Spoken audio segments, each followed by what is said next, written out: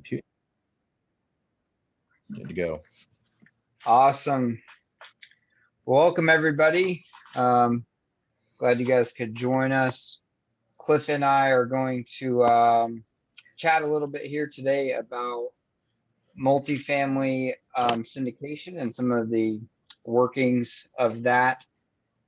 First thing we want to do is Cliff's got a video that he made that kind of explains the whole process at a high level, and so we thought it made sense just to kind of share that video with you guys as a quick explanation of what we're talking about for those of you who have no idea what we're talking about. And then after that, we'll kind of dive into a little bit more about Cliff's background, his experience, and sort of the nuts and bolts.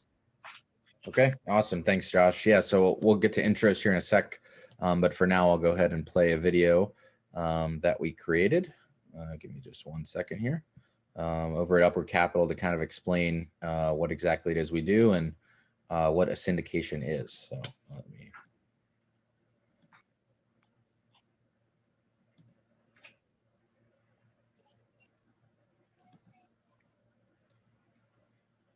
Upward Capital presents, what is a syndication?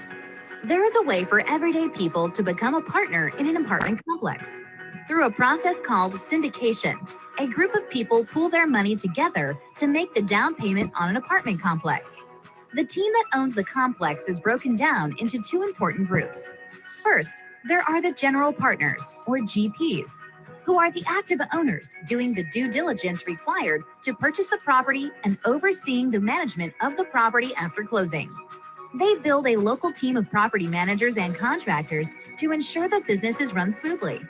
The GPs will oversee the local team as they upgrade the units, find tenants to live there, and improve the landscaping and community of the apartment. The other important group of people involved are limited partners, or LPs, who are passive investors in the business. They join the partnership with their initial investment and have similar to owning a stock of a company. Usually there is a 70-30% equity split between the LPs and GPs. Oftentimes, investors are paid out through quarterly dividends and upon the refinance and sale of the complex. This is an exciting process that helps regular people join a team that purchases apartments and helps communities improve. Please sign up for a call with us at upwardcapital.us to work with our team dedicated to abundance and upward mobility for everyone.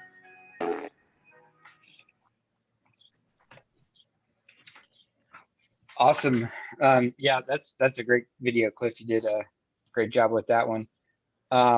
But yeah, we can do kind of quick intros real quick. My name's Josh Hively. I'm a real estate investor, primarily focused in single family houses in Columbus, Ohio.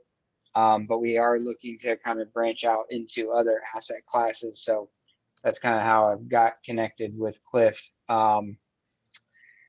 And then Cliff, if you want to just do a quick intro and kind of tell everybody a little bit about what it is that you do with Upward Capital, and maybe a little bit about your background as well.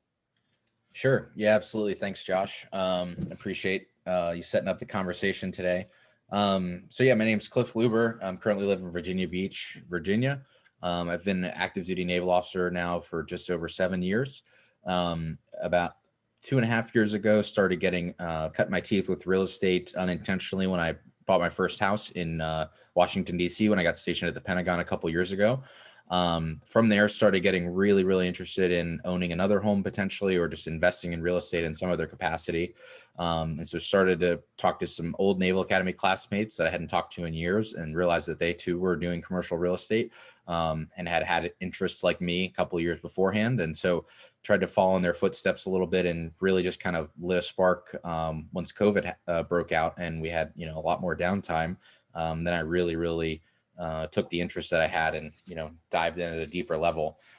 So myself and one of my closest buddies, we started investing in syndications together as a LP, so the limited partner, the passive investor, because we were looking to diversify the money that we had saved up that were in our investment portfolios, and wanted to kind of hedge a little bit away from the stock market a little bit, and it's very severe volatility that we experienced last winter, spring, I guess, as COVID broke out.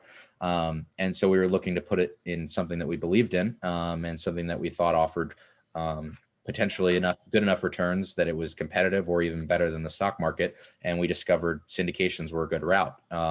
So we ended up investing in 5 different syndications over several months, networking with several operators, listening to several webinars, establishing a lot of relationships in especially the military real estate community, and meeting lots of syndicators, those are the general partners and the people who are starting commercial real estate deals and forming them and looking at everything from acquisition, raising the money, and then overseeing it. So those general partners, and invested in a lot of their deals, and then realized that we wanted to start pursuing being a general partner ourselves, and started to find deals and join teams that were looking for apartment opportunities to bring in investors. And since actually this year alone, closed on 3 commercial real estate deals. One was an 88 unit in Tulsa, Oklahoma. Another was a 28 unit in Norfolk, Virginia, just down the street from where I live. And then another one was a 100 unit just outside of Tulsa, Oklahoma, in Pryor, Oklahoma. And then I passively invested in deals all over the East Coast, a couple in Virginia, a couple in Richmond, Virginia, a couple in the Norfolk area where I live, some in Ohio, as well as one in Savannah, Georgia. Also in a couple of Airbnbs as well. So I've tried to explore and pivot a little bit, but have found that multifamily is really the realm that I want to pursue. And so that's kind of become my cup of tea a little bit. And that's certainly what we're here to talk about tonight. Yeah, I love that transition and progression there as well. I think, in a lot of businesses or investments, I think makes sense.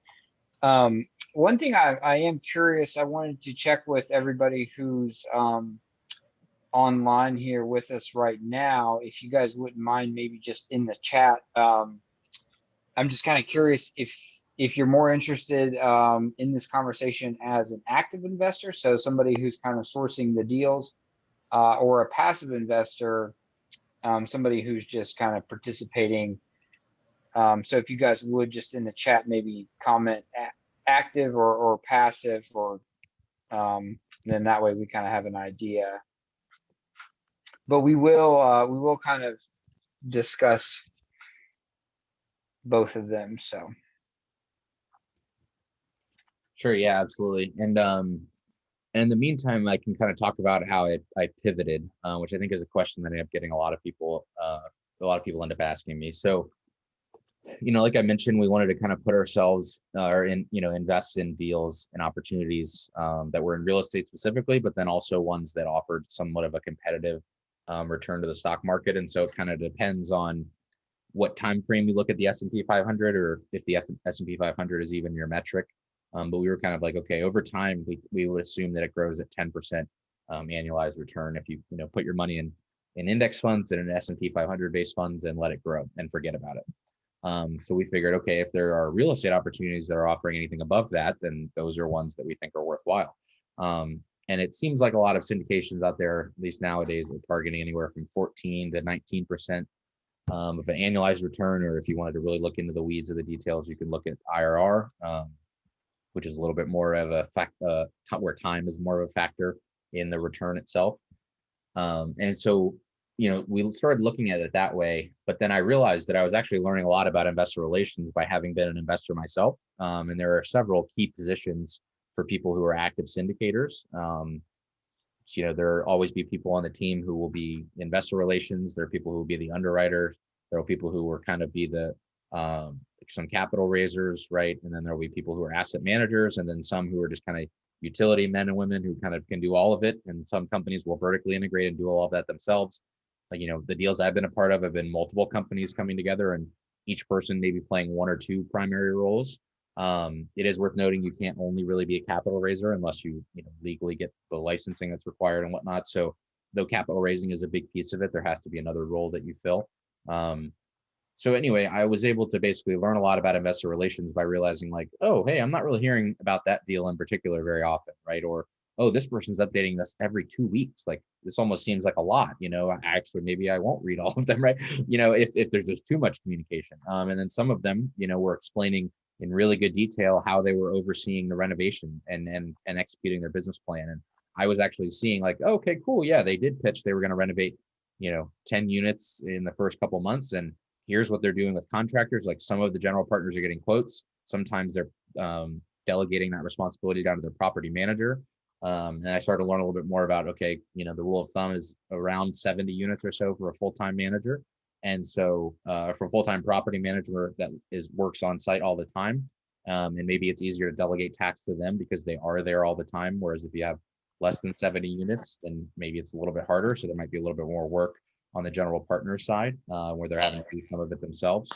So there's kind of a lot of ways to address how I pivoted, but I think learning the investor relations piece by being on the receiving end of a lot of that communication was helpful. And I was a political science major in college, but that just really means I wrote papers sometimes. And so okay with writing and being, having kind of a bias towards communication and having a dialogue when I think it's needed has kind of been something that I've applied to real estate as well. So to kind of address Ronnie's question or Ronnie's answer about being active but looking to start syndicating, being an LP was actually a way that helped quite a bit, and when you submit your REO, real estate owned, right, to the bank and to lenders, they're seeing that you have equity in apartment deals, even though they know that they're LP stakes. That's still something that's also valuable as well. And I think helped me really start to learn the business a little bit, even though I wasn't necessarily learning the day-to-day stuff as a GP because I was just an LP. So.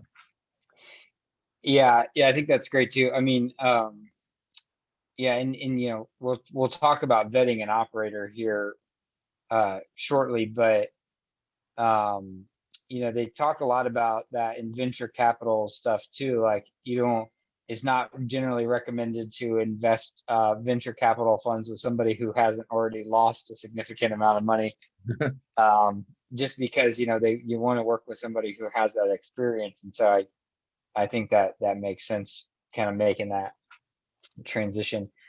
One thing that gets talked a lot about in this realm is accredited versus non-accredited investors. So for those of us that are here who don't know exactly what that is or what the difference is, do you mind sharing that? And then are you guys working with both accredited and non-accredited, or just one or the other? Yeah, so that's a good question. So it's definitely an important aspect of investing in these opportunities is to know which one you are. So accredited means you have a net worth of $1 million or more, not including your primary residence. But you could also make $200,000 a year by yourself, or $300,000 a year with a spouse, and you have to have made that for 2 years and have a reasonable expectation that income will continue, and that's to be accredited. Now, there are a lot of people that are not accredited, so the requirement is that they're sophisticated, and the sophisticated definition is worth looking up. But if you purchase stocks or something like that, then it is likely move money around. It's likely that you are a sophisticated investor. But so you're allowed to have non-accredited investors in a certain aspect of syndications called 506B. It's just a legal name of a line item, and that's just what it's called. And then accredited only are 506C funds, but we do 506Bs as well, and that's the only ones I've actually ever done. So that allows for accredited and non-accredited investors. And I think that was something that I was grateful for when we discovered these opportunities. Like a guy who's in the Navy, the Navy doesn't produce millionaires. It's not known like, people who are getting equity in startups or something out in Silicon Valley, like maybe those companies produce millionaires, but the Navy is not necessarily known to do that. And so I wasn't accredited. So, not necessarily able to invest in venture capital funds, private equity funds, or even giving money to a hedge fund, things like that. So, but there are good opportunities out there that I appreciated in real estate for unaccredited investors. And so that's kind of been a big part of the passion behind Upward Capital, is maintained, even though it might be easier to just have a couple of larger investors invest in your 506C syndications, actually maybe doing it a little bit the hard way and actually raising money from more people who are going to invest the minimum investment, right? And these minimums are not nothing, they could range from 25 to 50 grand, that's a lot of money.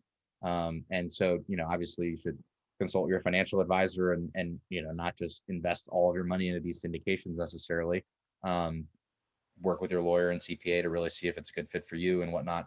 And we'll talk about ways to vet the operator too as we get going. But regardless, I think providing those opportunities to unaccredited investors is something that we really like doing at Upward, and we're really proud of. That's what we're doing. That's a big part of our mission, right? Is to truly promote the upward mobility of our investors and our residents as well. And that's our investors by allowing people who are in the middle class who could maybe invest in one syndication every couple of years, maybe, but aren't necessarily able to invest in, a deal per quarter, right? And aren't necessarily able to invest in some of the higher risk, high reward things that it's required by the SEC that you be an accredited investor for.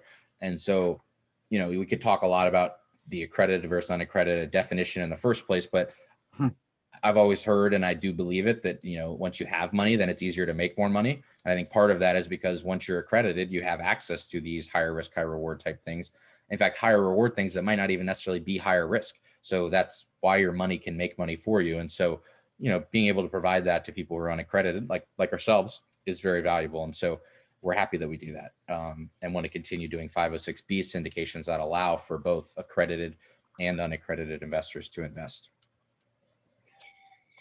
Yeah, I did. I was doing a little bit of research this week, getting ready for this, and I kind of just asked a couple people that were near me about investing in syndications, and some real estate investors, some people who have invested in their first syndication, and some people with minimal real estate experience. And kind of the two things that were brought up were, at least the questions that people have when they're trying to get into the space, were kind of like we just talked about, vetting the operator, and then the other one was understanding the deal. So it seemed like most people were worried about one or the other of those things. Personally, I'm not much of like a spreadsheet guy. And so my personality would lean me towards vetting the operator more than vetting the deal. Now, if I'm going to try to get into a deal, I'm going to do some due diligence. But then, I talked to my business partner, for instance, who's very analytical. He would probably spend way more time analyzing the deal, rather than, the operator or the entire team putting together the deal. Maybe you can just share a little bit on each one of those things. And then I'm also kind of curious too, as far as Upward Capital goes, do you guys have systems in place to help people learn, especially if they're new to syndication? Do you have a system or process in place that helps them kind of, sort out some of the concerns that they have, and maybe help vet you as an operator, or understand the deal?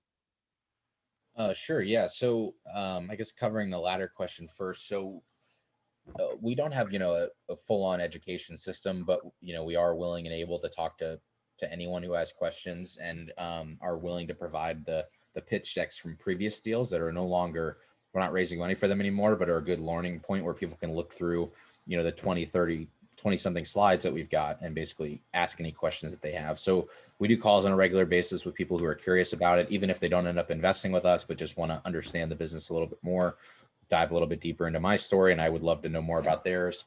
So we do offer that, and we also love scheduling goal setting courses as well. And if you go to upwardcapital.us, you can schedule a call there with our Calendly link, and one of us, it'll likely be myself, we'll be more than happy to hop on a Zoom call or a phone call and chat about it, and we could go from there.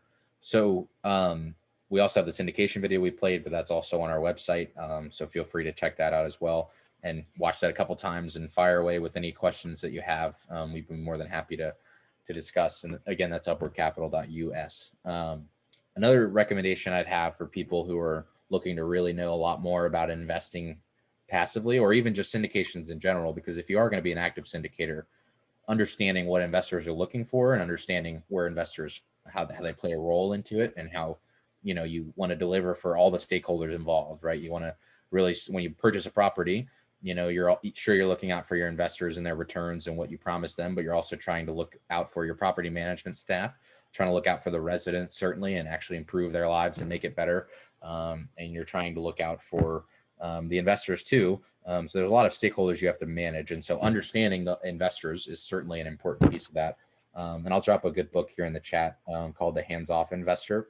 And that's by Brian Burke, which is a really good guide on, hey, all these numbers and all these terms that people are throwing out at you, you know, equity multiples, IRR, you know, annualized return, and then ways they're talking about how we're going to, you know, boost rent a little bit by doing some renovations and the value add to the property and what types of payoffs amenities might have and things like that.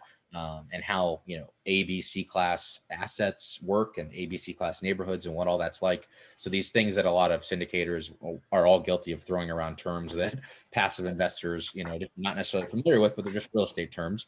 And that book really has a good rundown of all that. And so anyone who's watching the recording, it's The Hands-Off Investor by Brian Burke, which you can get on Amazon. So that's a good one. So you mentioned kind of vetting a deal, and I think there's a couple of different ways to do it. And I'll just start off by explaining how we did it at the beginning. So you definitely want to vet the operator. I think that's key. And I think you also really want to vet the market itself. To a passive investor and someone who doesn't have a lot of commercial real estate experience, it might be hard to really look at a deal. So you're looking at the financials and the screenshots they provide on the pitch deck, and you're hearing about the market during the webinar, and you're looking at the PowerPoint slides and seeing pictures of the property, and maybe they're showing you a budget of how they want to, you know, fix everything. It's probably going to be difficult for you to like really be able to evaluate unless you talk to someone who's also in commercial real estate, if what they're budgeting is sufficient, and if, you know, especially because the costs and prices can vary per market.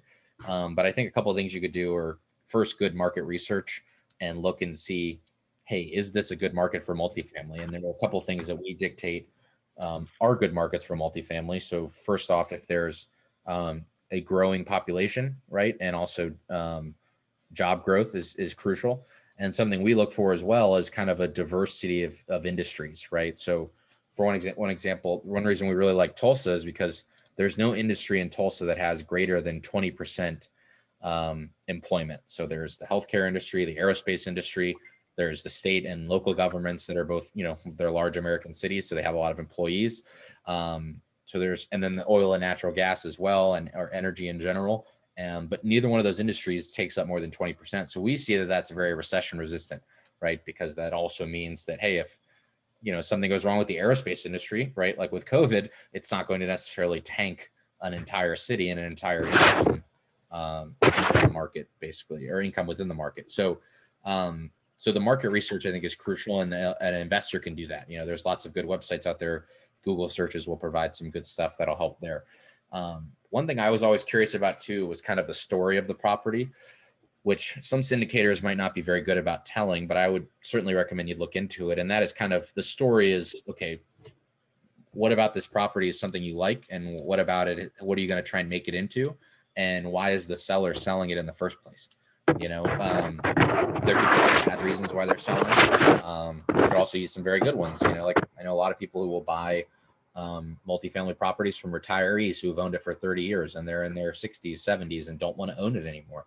You know, and then there are some people who are these hot shots in commercial real estate and they just want to keep buying bigger portfolios, you know, and that's a perfectly acceptable reason. Like, hey, we're selling our 100 unit because we want to buy something that's 500, you know, or, oh, well, we've doubled our investors' money if we sell it now because our value add plan works so well and it's only been 2 years instead of 5. So we're putting it up for sale. Like, okay, that's a great reason. I accept that answer, you know? And so I always ask kind of the story of the property, both why the seller is selling, why they want to purchase this one in particular, what they're planning on improving about the community and about the finances, because at the end of the day, you're not just investing in fact, you're really not investing in the appreciation aspect of like, well, I hope this area really grows and I hope Tulsa announces their next factory is going to be here. You know, you can't really count on those types of things. So ideally their projections are more based around, hey, look, market rents can be higher if we upgrade the units. And so we're going to put new kitchens in half of them, right? Or we're going to upgrade the flooring, and we're going to go ahead and redo and paint every single unit over the next 4 years. And we're going to add in a playground. We're going to add in a pool, or we're going to restripe the parking lot, and then we're going to provide covered parking. We're going to provide, like, add in automated locks. There's so many different ways to add value to potentially also cut costs and also increase income. And so from an investor standpoint, I mean, you should certainly be looking at okay, are they going to be able to do that? Because like I said, you're investing in a business which operates off of more income and less expenses, maybe both, ideally one or the other at least. But for the most part, you want both of those things. So you want to hear how they're going to do that to the property. And also, I'm looking for the more kind of intangible, like improvements and making things better for families and better aspects of community as well for the residents that are there. So the market research, I think, is big. The story of the property is big. I think in general too, kind of separate from vetting a deal. Well, yeah, I guess when it comes to vetting a deal, I think you should also really be looking at the operators, and it might be hard to gauge, from a phone call or two with them, but you really should be looking at, okay, are these guys are they really hard workers? Like, do you just kind of get that sixth sense, about them that they will work hard? Because a lot of properties that are worth buying out there are really good assets, but they're not being properly run, whether that's a bad property management company or an owner that just isn't properly overseeing the property management company. We found that to be a problem with our first acquisition. It's like, look, there's a lot of screws that could be tightened and a lot of things to fine tune about this management piece. And they're not really executing the value add plan they had previously well enough because they're not overseeing their property management staff adequately.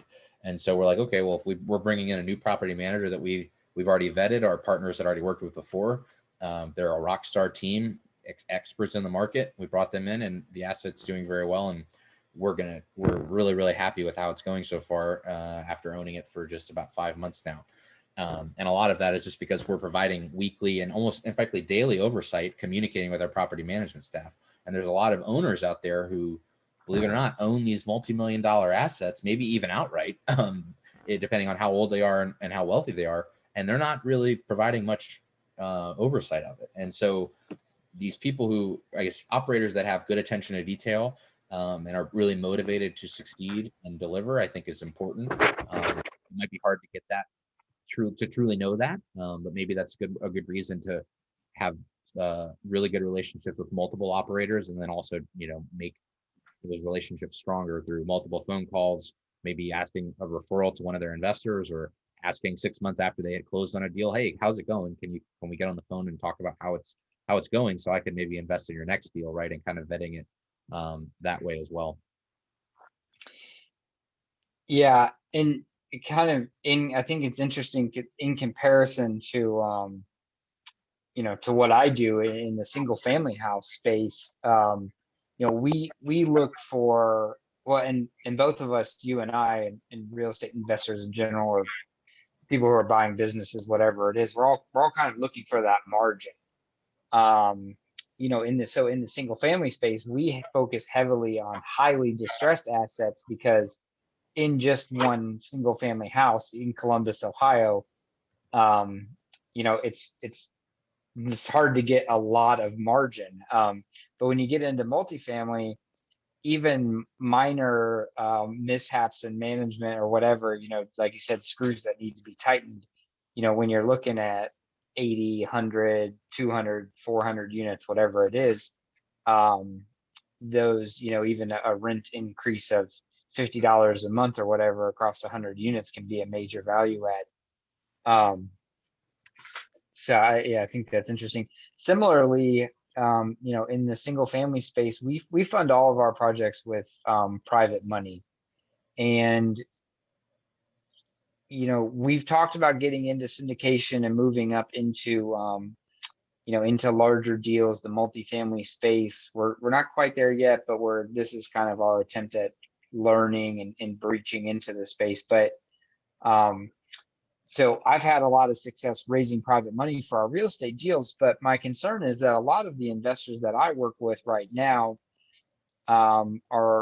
they like shorter timelines. So they really like that in our deals, we can, we're usually between 4 and 6 months by the time we're paying back investors.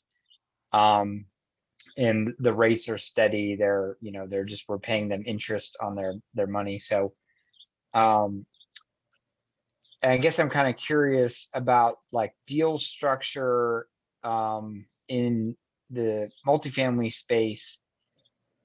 So kind of how you guys are setting up deals, if they're normally the same or similar, or if they're vastly different. And then also I guess part of that too is kind of like exit strategy. So when we buy a rental property, my plan is to kind of hold it forever. We do, sometimes kind of prune the portfolio. So if there's things that we don't want or that end up producing a bad return, we might peel off, a handful of those. But so yeah, I guess kind of just talking about exit strategies a little bit too, and kind of what those timelines look like. Sure. Yeah. So most of our deals have been 5 to 7 year holds. So one of them's 5 to 7, or there's 5. There's another one that's 8 to 10. And so not necessarily all of them have a refinance built in, but some of the ones I invested in as a limited partner, those have been where they'll have a refinance maybe 2-3 years into the deal. And then they're pitching somewhere around a return anywhere from 50 to 100% of the investor's capital upon the refinance. So that maybe shortens the time horizon that people will have all of their money in the deal. So in theory, you'd invest, and then 2-3 years later, when they refinance, maybe say they promise 75%, you get 75%, or maybe it refinances even better, and then you're able to get more.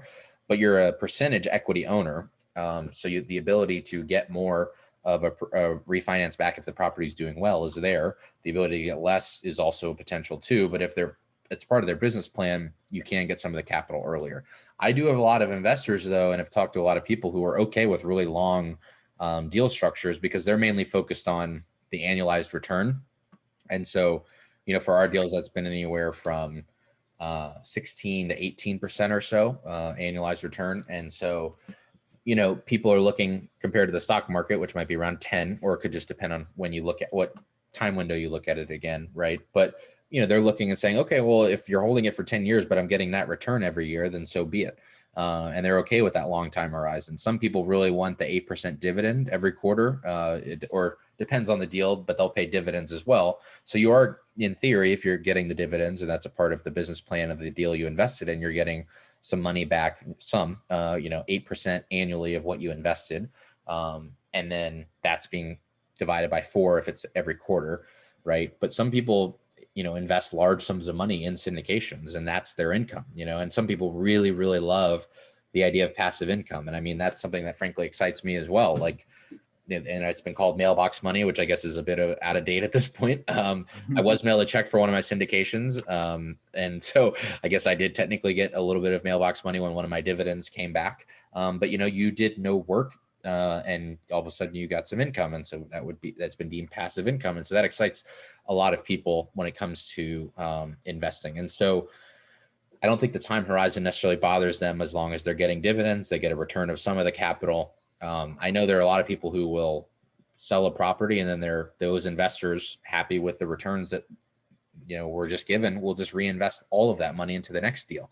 And so there are people out there who like short-term timelines, like you mentioned, for the particular investors you reached out to. But you'd really be surprised how many people out there are looking for an opportunity like this. Like I'm not a salesman, certainly, and I don't try to be, but I don't have to, because there are so many people who hear about what we're doing and they want to invest. I checked into my command here a couple months ago in Virginia Beach, and I have a position called a sponsor, someone whose job is to show me around, be like, hey, this is where medical is, this is where everything is, welcome.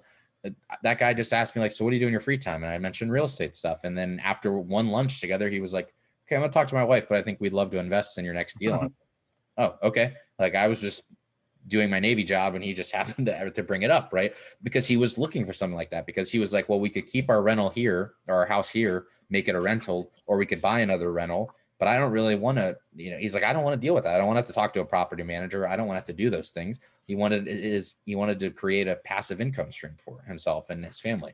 And so he's very excited about that potential and wants to invest in future deals too. So, there's a lot of people out there who really appreciate the timeline, even if it is kind of long. I personally would want to sock it away for longer, so in a couple of years I wouldn't have to think about it.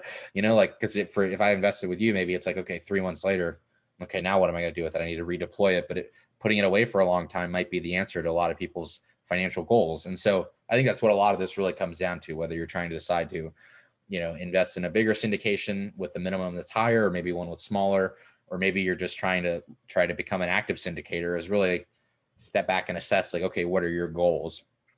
And 2 years ago, when I talked to one of my Naval Academy classmates who was doing commercial real estate, that's exactly what he said to me when I was asking all these questions about how all this stuff worked. Is he's like, well, dude, what are your goals? What are you trying to accomplish? And if passive income in any way, or, making 15 or so % annualized return, or trying to get whatever the projections are that a deal is offering, assuming that they are able to make those projections, which again, that's just a possibility.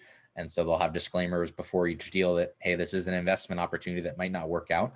But in the event that it does, are you okay with those returns? And so, if that's something that you're interested in, then maybe it is a good fit for you. It just kind of depends on what your goals are. I really like the idea. A lot of syndications, not all of them, but a lot of them offer about 15% annualized return and are 5-year holds. And so if you do the math, 15% annualized, which each year that growing by an extra 50, the whole sum previously compounding on an annual basis, that's essentially doubling your money in 5 years.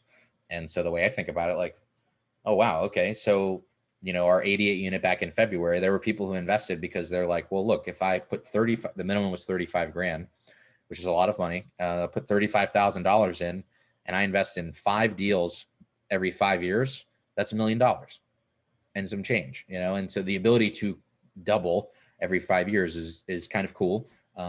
Maybe there are other ways to do it, but I chose to be like, okay, real estate seems like a sound way to try and do that through apartments and operators that I've vetted and gotten to know over a couple of phone calls.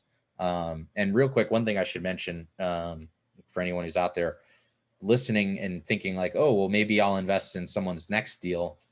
That's fine. But with 506B syndications, which in my opinion are pretty common out there, you're not allowed to market the deal. And so I can't, we're not raising money for anything at the moment, but if I was, I can't just post on Facebook like, hey, everyone, we're raising money. So, that won't come out, it won't come right before your eyes, right? Especially if you're unaccredited, because the ads you see on Facebook for maybe certain funds or whatnot, if you happen to get those targeted ads, those are likely only for accredited investors. They might not be, but they likely are. And so unless you're accredited, you wouldn't be able to invest in those.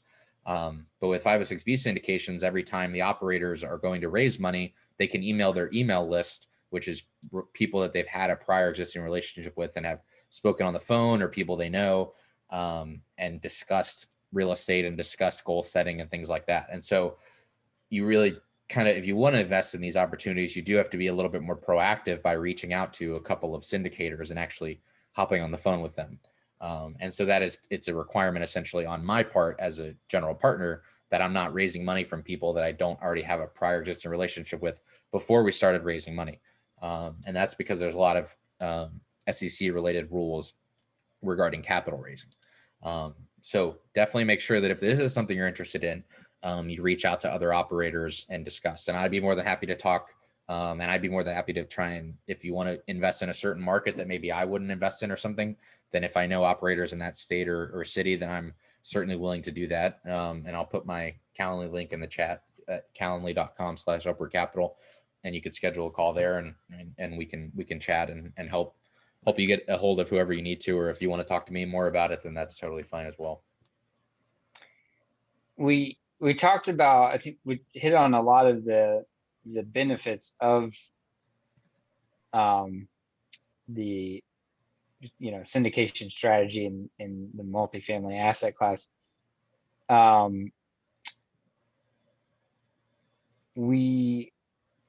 One thing we didn't really talk about, and I don't know, we want to go too far into the weeds here, getting near the end of our time, but do you want to touch on tax advantages? Sure. Yeah. So, I mean, taxes are definitely a reason why a lot of people invest both actively and passively in real estate. Everyone's tax situation is very, very different, given their professions and income levels and things like that. So definitely talk to your CPA or a CPA about it to get the details and see how, investing in a passive syndication could, or in real estate in general could, how it will affect your tax situation. So, I'm not a CPA, neither is Josh, but definitely do that to learn. There are definitely some benefits regarding depreciation. So depreciation is the idea of, values over assets over time lose value. And so as you're investing in real estate and there's a value add part of the business plan, you're able to really capitalize on a lot of that depreciation. And it basically means that income that you make from real estate investments is taxed a little bit less because the depreciation is accounted for.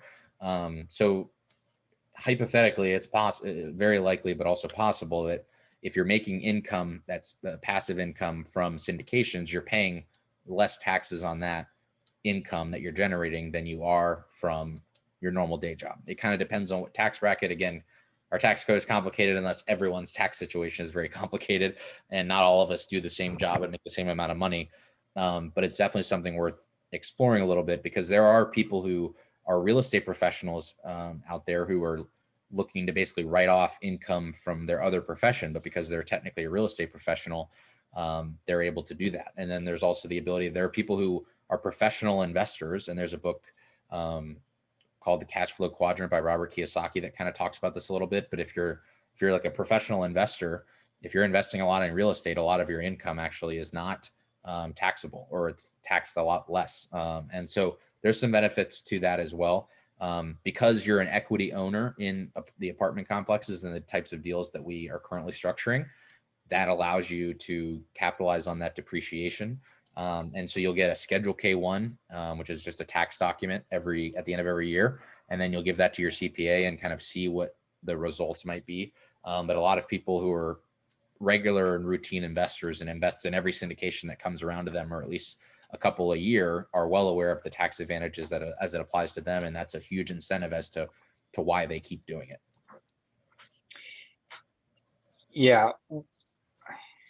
I love tax write-offs. Just one specific question, because I'm curious. Can somebody invest with, say, Upward Capital via a retirement account, like a self-directed IRA or something like that? Yeah, so that's definitely a way. So yeah, I've had a lot of people who have mentioned like, well, I don't have a lot of cash or anything, and I'm like, that's totally fine. I'm not expecting you to. I certainly don't, but I have had several investors who use a self-directed IRA. So they'll take a 401k and move it into a self-directed vehicle, which is through a third party, and you're basically able to tell your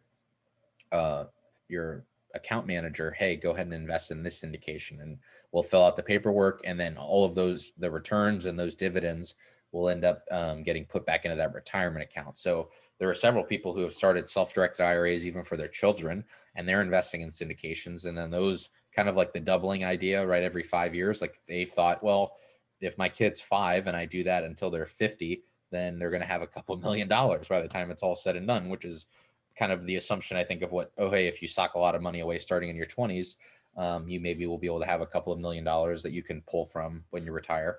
Now, everyone's situation is certainly different, but yeah, I mean, I'd say 20-30% of my investors have been doing it through self-directed IRAs. So that's definitely a really interesting way to look at investing in real estate. And if you want to diversify your portfolio kind of more holistically into real estate, that could be one way to do it, besides selling stocks, paying taxes on those sales, or withdrawing your IRA and paying the penalty and all that. You don't have to do that if you just move it from the custodian you have now to one that could do a self-directed IRA for you. And there's a lot of other ways to do it too. So definitely something worth looking into if it's something that anyone's interested in. Yeah, and if anybody watching, if you guys have specific questions, feel free to drop them in the chat there. Cliff, is there anything there that we didn't touch on that specifically that you wanted to? Yeah. So as we wrap up, I guess, I think I get a lot of questions from people about why real estate in general. And I think we've kind of covered some of that today a little bit.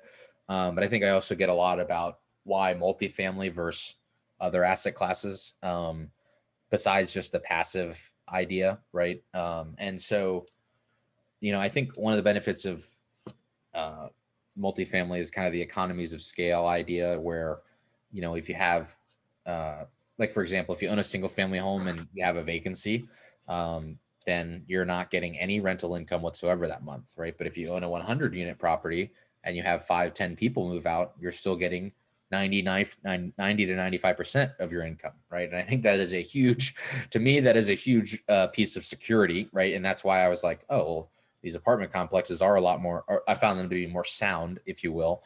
Multifamily in general too, it's worth looking up. Ended up, I think it dipped when it comes to the stock market crash of 2008 and things like that, and the real estate, certainly the housing market as well. If you kind of look at a graph of single family assets and multifamily assets, you'll see that multifamily dipped the slowest and then was also the first to return back up. So it's kind of like as single family went down, multifamilies here started to return, and then single family came behind it. So the recovery aspect during, a kind of an unforeseen downturn that's devastating, the ability for multifamily to recover, I think, is stronger. I also think that, as baby boomers retire and things like that, they're going to downsize into apartments. That's already happening a lot. I think that will continue to happen. And I also think during recessions, apartments are a really good way for families to find refuge, if you will, with something that's probably a little bit cheaper. Maybe they sell their house in order to get some liquidity to pay off debts or survive a spell of unemployment or something and move into something cheaper and smaller, which is usually an apartment. And so I think, being able to provide that kind of service, if you will, is definitely not only important, but also shows that they're a solid business model as well. And I think it's, I kind of touched on the idea of at Upward, we're very happy to provide that investment opportunity to others, because I think there's a lot of people in the middle class out there who aren't accredited investors who deserve an opportunity to invest in like a private equity like deal, in that there's private money being invested and then the asset is being improved and turned around and then resold, with the investors benefiting from potentially the profit from it, right? And so I think the ability to do that as an unaccredited investor is really cool, and we're very proud to provide that opportunity. And that opportunity really exists a lot with the multifamily space. It's very hard to bring in and pool a bunch of people's money together to buy a single family home, because it just doesn't quite make a lot of sense, right? But the syndication structure that we showed the video on earlier is what allows the limited partners who don't have liability on the performance of the asset to be investors like that. And the last thing I would say too is just, and we touched on this a little bit too, but just the power to change communities with multifamily, I think, is very strong, right? So, you own a single family home and you do some renovations and have a family move in, or just a couple of single individuals, all with roommates or whatever, sure, you can make sure that the place looks nice and try and do what you can to improve that house and make it better. And, maybe that allows other houses in the neighborhood to appreciate based on the neighborhood homes being newer and nicer and whatnot. But I think the ability to really impact a true community when you have 100 families living at the 100 unit that we just closed on 2 weeks ago, I think that's pretty powerful. The ability to take a lot of open green space we have and add in a dog park, right? Or maybe even add in some covered parking and then restripe the parking lot just so the thing looks nicer and parking is more organized instead of cars just kind of parked everywhere, right? And like adding a playground and improving the pool to make sure that's more safe, right? Or something like that. Like there's so many ways. I mean, I could talk for hours about ways to improve the community through multifamily. And I think the impact that you get to have both as an investor, active and passive, is pretty awesome. And that's something that definitely inspires me and excites me about multifamily. So those are several reasons why multifamily when I get asked those questions. So. Yeah. And like I said, if you guys have specific questions, feel free to drop them in the chat. We'll probably wrap up here in a minute. I just got maybe just two more things. Upward Capital, not just doing multifamily, right? Are you guys working on some short-term rental stuff as well? Yeah, so we've also invested in short-term rentals, and we don't really have an apparatus right now through which other people can passively invest in them. That's something we may end up doing in the future, but we've invested in them personally a little bit as kind of a pivot, because the multifamily space is definitely competitive. I mean, I'm kind of like the single family market right now. Trying to be a buyer is a very tough time. It's also a very tough time to be a buyer in the multifamily space. There are certainly still deals out there, and I think people are finding them almost on a daily basis still. But given that we wanted to explore other asset classes as well as the idea of doing short-term rentals on multifamily properties as well, that's something we've looked into too.